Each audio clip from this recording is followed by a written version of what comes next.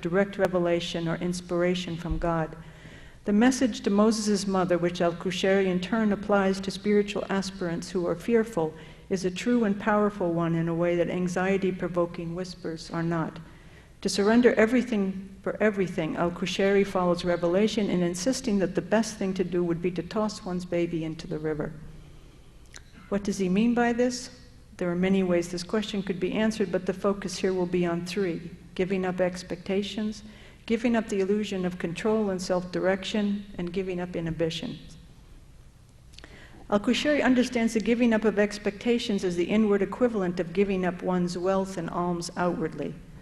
The Qur'an compares those who expend their wealth in the way of God to a grain of corn that sprouts 7 ears of corn, each one of which contains 100 grains for more corn. In his commentary on this metaphor, al-Qushayri plays with words from the same Arabic root to show the continuity between outward and inward forms of giving, saying that just as there are those who give alms, sadaqah, there are those who give up their inner states in sincerity, sidq. He defines sincerity here as the negation of every worldly concern or portion, being pleased instead with the flow of God's decrees without any frowning of the heart, as he puts it. This is the sincerity of a true lover, as in the poem he cites an illustration. The poem goes, "I want to be with him, but he wants me to depart, so I leave what I want for what he wants."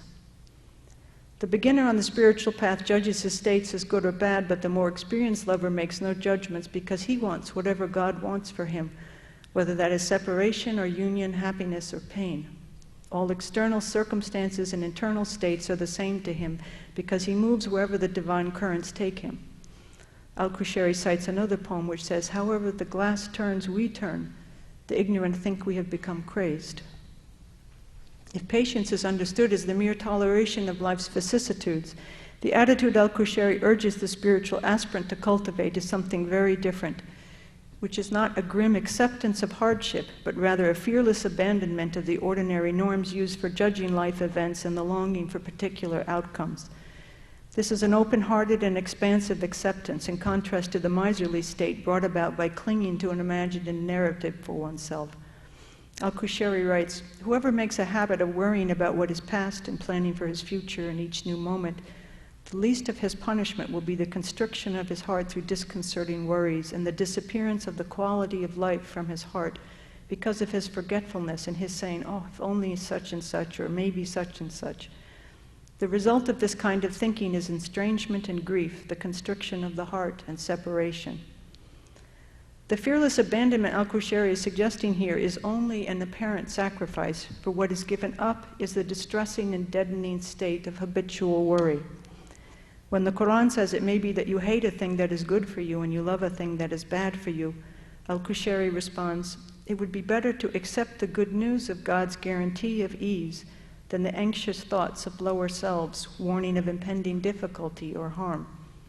To cultivate a less fearful and more trusting attitude towards whatever events God has decreed makes the aspirant receptive to a reality beyond ordinary preoccupations. Without this receptivity, it is difficult to comprehend God's messages." Qushayri writes, "Those who are listless and those who are hostile do not hear that which is the real because opposing self-oriented desire is difficult for those who are not sincere."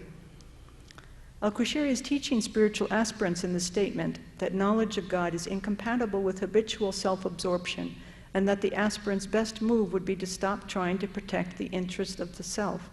Sincerity here means not only focused resolve, but also allowing oneself to be vulnerable. The defensive, self-absorbed lover is a bad lover. One way then to let go and entrust one's baby to the river is to give up expectations of what should and shouldn't be in one's life, replacing the comfortable narrative one longs for with the more interesting reality of what one has been given.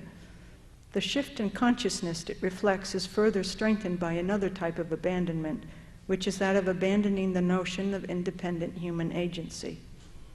Al-Qushayri takes very seriously Quranic statements that everything in creation belongs to God, including what we ordinarily assume to be our own power and strength. Everything originates from God. He is the one who causes things to happen, brings things forth, and causes them to remain.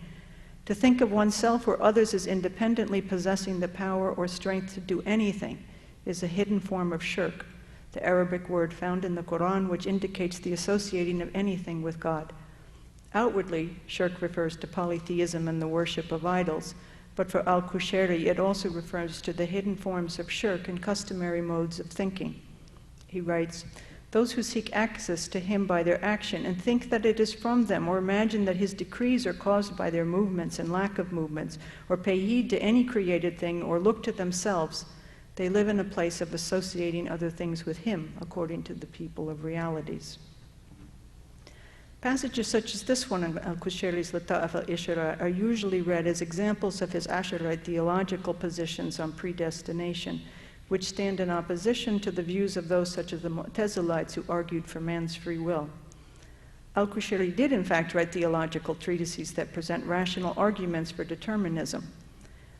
But what is different about al-Qushayri's theology in the Lataif al-isharat is that here his determinism is repeatedly tied to the Sufi concept of annihilation of the self, fana in Arabic.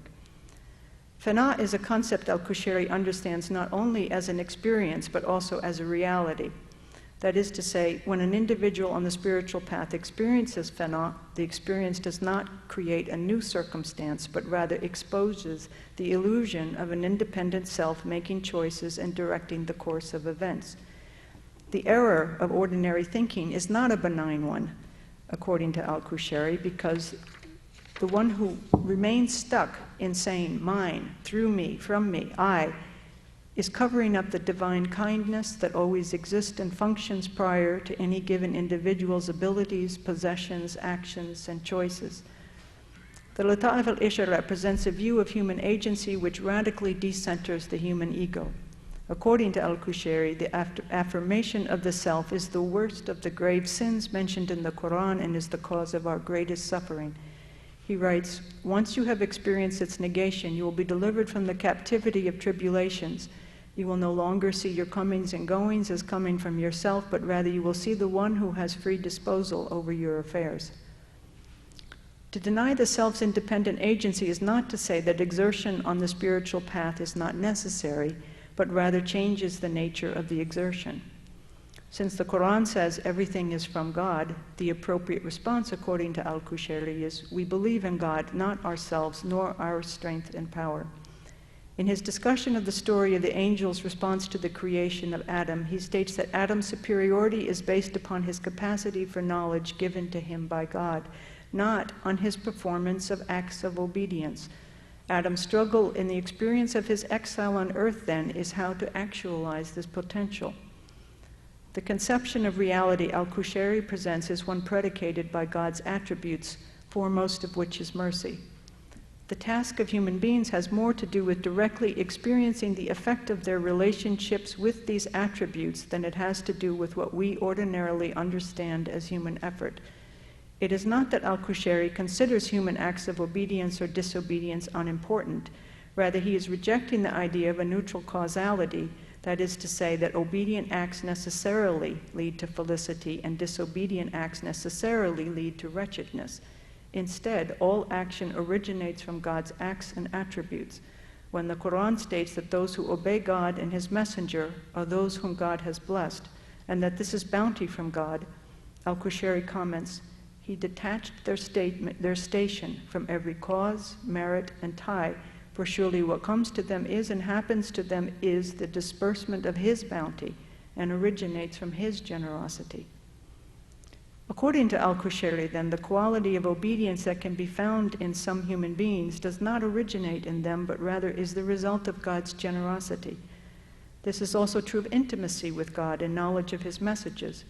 In his comments on the Quranic phrase, "And God took Abraham for a close friend," al-Qushayri writes, "He stripped the event from every effort, labor, seeking, and striving when he said this, so that it would be known that friendship is clothing the real puts on someone, not an attribute the servant acquires." And in his comments on the Quranic verse addressed to Muhammad, which says, "This we recite to you of verses in wise remembrance," al-Qushayri writes, "This we recite to you, O Muhammad, to inform you of the meanings of what we have revealed to you. These meanings did not reach you through your exertion to attain knowledge, nor by your learning from parables, nor by your deduction from any sort of reasoning. No one, not even the prophets, attains intimacy with God or divine inspiration or revelation through their own efforts or attributes. Even the spiritual desire that brings people to the path cannot be said to belong to them or originate in them. Al-Qushayri insists, if he had not desired you, you would not have desired him. The distinction is a crucial one, for as the aspirant comes to recognize that things do not occur as they appear to occur, through the false paradigm of mine, through me, from me, and I, what al-Qushayri calls the turbulence of self-direction, abates. Struggles become easier as the aspirant stops viewing the self as the point of origin of power and strength. This changes the dynamic of performing acts of obedience as well, for they are no longer experienced as obligatory, because the very notion of obligatory implies a resisting self. When al-Qushayri rejects any direct connection between acts of obedience and necessary results, he is not being antinomian. On the contrary, he continually stresses the importance of performing what God has made obligatory for mankind. He is instead drawing attention to the essential poverty of the self, which has no independent means to do anything. This realization leads not to the kind of servile and inhibited behavior that some people associate with religious behavior, but rather to the boldness of one who recognizes that there is nothing to lose and everything to gain. Inhibited behavior is self-protective behavior, whereas al-Qushayri's advice follows the inspired guidance to Moses' mother, it would be best to throw the baby into the river. He writes, anyone who is too shy to ride the terrors will be kept from realizing his hopes. Al-Qushayri never denies the extreme difficulties of life, but rather only advises a change in attitude towards them. In commenting on the Quranic verse which refers to those when they are struck by an affliction say, surely we belong to God and to him we will turn, al-Qushayri says that these are those who meet the affair with patience, even gratitude. Nay, they are even exultant, boastful. This is not the boastfulness of arrogance, but rather of intimacy. Those who truly recognize the value of what is being sought are greedy for it and are therefore not overly weighed down by the struggle to obtain it. To illustrate the ideal attitude, al-Qushayri cites poetry from Abu Nuwas. A 9th century poet is famous for his libertine habits as for the quality of his verse. The verse goes, time is not generous with its pleasures for those who are reluctant to throw off restraints. Fearful and inhibited behaviors are antithetical to intimacy.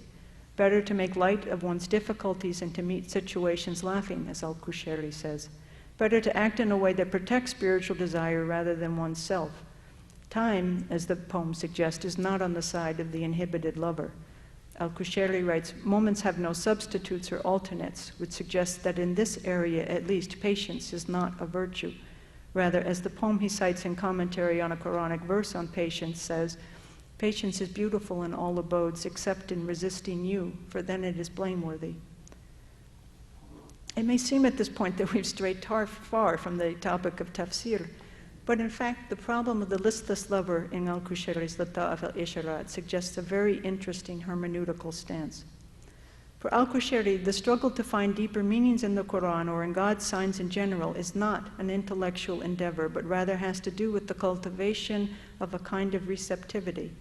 To return to the metaphor from Rumi we began with, this bride responds only to wholehearted sincerity. The proper attitude, then, is the one al-Qushayri illustrates by quoting a verse from the 10th century poet al-Mutanabbi. When tears flow down the cheeks, the one who is crying is distinguished from the one who is only pretending. Inspiration here is not some vague and arbitrary event, but rather is the result of cultivating a way of being that is both vulnerable and bold. Al-Qushayri goes so far as to say that the finding of meanings becomes easy for one who lacks pretension. The kindness of his teaching, however, is that he directs his attention to those who are pretentious, distracted, and/or listless. One could read the Lataif al-isharat as a collection of Sufi interpretations on the Qur'an, but to do so is to miss the point. What al-Qushayri offers his readers is a handbook for interpreting God's signs themselves. If the Qur'an can be compared, as it is in Rumi's rather startling metaphor, to a woman in need of wooing on her wedding night, then the Lataif al-isharat is al-Qushayri's gift to would-be lovers. Thank you.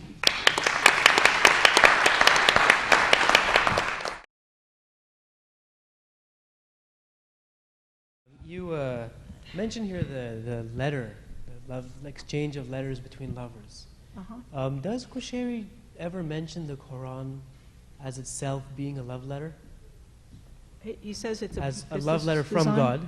It's a book for lovers. He says that So many times. And sometimes he refers to the Sufis as al-Qissa, which I think he means that this is the book he's referring to of stories for lovers stories. But you haven't come across a reference where he refers to like the Quran itself as like a love letter from God to human beings? No. I'm just curious to know because I've seen it in some later Persian stuff.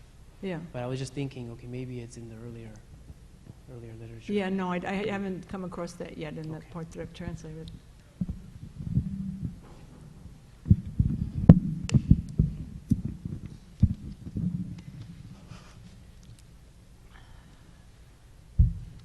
I have a question for both of you, and I'm wondering, since you were emphasizing Jafar al-Sadiq, have you thought of combining this spiritual hierarchical system with his legal jurisprudential hierarchical system, which is the opposite of Western, where it's lineal, man creates truth and justice and really has no desire for justice because he's a, what do you call it, a lazy lover or whatever, what was your word? Listless lover. A listless lover, yeah. At the higher levels, there is no such thing as listless love. No.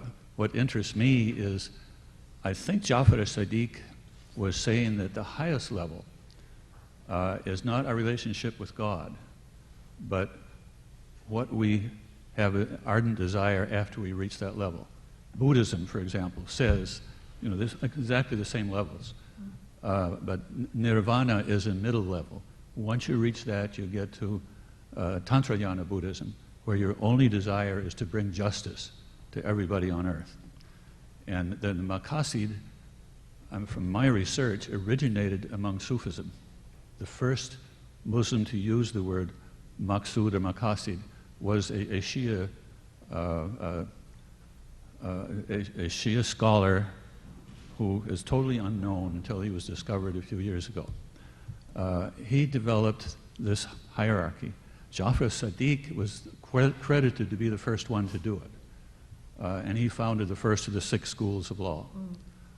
If you can combine this with Islamic jurisprudence, you have a breakthrough in thought. You know, thank you. One of my interests is actually law. I hadn't thought of Jafarite law. That's fascinating. Maybe it should be done. Another volume. And actually, sorry, if I could just take this opportunity to respond, having thought a little bit for us. It's not so much what this tells us about the Qur'an, but what the Qur'an is telling us. That's what Jafar is trying to convey. So.